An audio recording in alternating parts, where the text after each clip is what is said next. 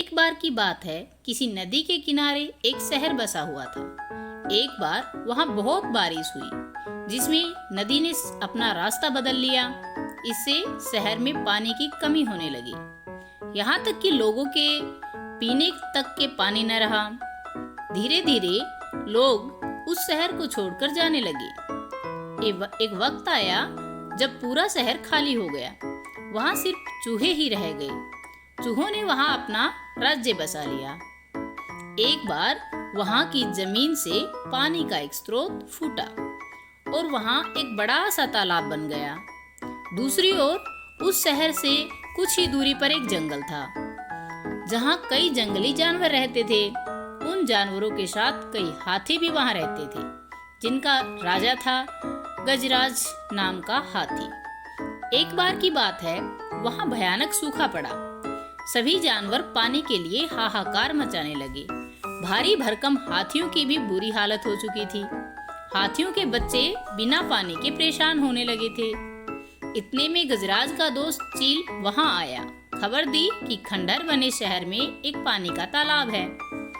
यह सुनते ही हाथी अपने बच्चों और बाकी साथियों को साथ लेकर शहर की तरफ चल पड़ा। कई हाथी उस ओर चल पड़े। रास्ते में चूहों का शहर भी पड़ा। उस विशाल हाथियों के पैरों तले कई चूहे दबकर मर गए। इतना ही नहीं, हाथी फिर भी उसी रास्ते से वापस आए और कई और चूहे मारे गए। ऐसा कई दिनों तक चलता रहा। इस बात की खबर चूहों के राजा मूसक राज तक पहुंची। वो इस बात को लेकर बहुत चिंतित हुआ। अपने मंत्रियों से मूसक राज ने कहा, महाराज, आपको गजराज से इस बारे में बात करनी चाहिए। उनकी बात सुनकर मूसक राज गजराज के जंगल में उनसे बात करने गया। एक बड़े से पेड़ के नीचे गजराज खड़ा था।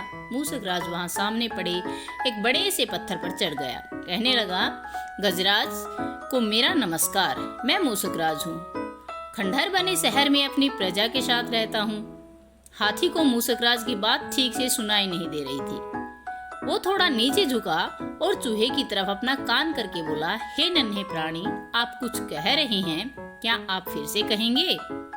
यह सुनकर मूसक राज ने फिर से अपनी बात दोहराई, मैं मूसक राज हूँ और मैं उस खंडहर बने शहर में अपनी प्रजा के साथ रहता हूँ। आप और आपके अन्य साथी मित्र जब भी तालाब की ओर जाते हैं तो कई चूहे उनके पैरों तले मर जाते हैं। कृपया करके ऐसा ना करें, वरना बहुत जल्दी हम में से कोई भी नहीं बचेगा।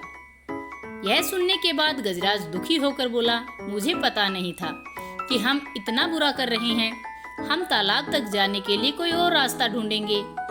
यह सुनते ही चूहा बहुत खुश हुआ। बोला, गजराज, आपने मुझ जैसे छोटे से प्राणी की बात सुनी, मैं आपका आभारी हूँ। भविष्य में कभी भी अगर आपको किसी की मदद की जरूरत हो तो मुझे जरूर बताइए।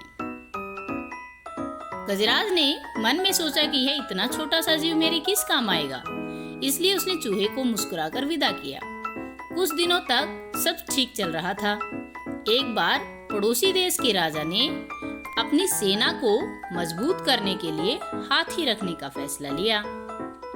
राजा के मंत्री उनकी सेना ने जंगल में कई हाथी पकड़े। हाथियों के पकड़े जाने की चिंता गजराज को सताने लगी। एक रात गजराज उसी चिंता में जंगल में टहल रहा था। अचानक पैर सूखी पत्तियों में छिपे जाल पर पड़ गया। वो जाल में फंस गया। हाथी जोर जोर से चिंगाड़ने लगा, लेकिन कोई उसकी मदद करने के लिए नहीं आया। इसी बीच एक भैंस ने हाथी की आवाज सुनी। गजराज को बहुत आदर सम्मान करता था, क्योंकि एक बार गजराज ने भैंस को गड्ढे से निकालकर उसकी जान बचाई थी। गजराज को जाल में फंसा देख वो बहुत चिंतित हुआ। बोलने लगा, गजराज, मैं आपकी मदद के लिए क्या करूं? अपनी जान देकर भी मैं आपकी मदद करूंगा। गजराज ने कहा, तुम जल्दी से जाकर उस खंडहर शहर में रहने वाले मूसक राज को मेरी खबर दो। गजराज की बात सुनकर भैंस दौड़ता हुआ मूसक राज के पास गया। सारा हाल बताया। मूसक राज ने जैसे ही यह बात सुनी, वो अपने कई सैनिकों को लेकर भैंस की पीठ पर बैठ गया और गजराज के पास पहुंचा। फिर चूहों ने मिलकर जाल को काटा और गजराज आजाद हो गया। इसके बाद गजराज ने मूसक राज को धन्यवाद कहा। सभी खुशी खुशी रहने लगे। गजराज और मूसकराज की दोस्ती भी गहरी हो गई। कहानी से सीख, कोई भी प्राणी छोटा नहीं होता,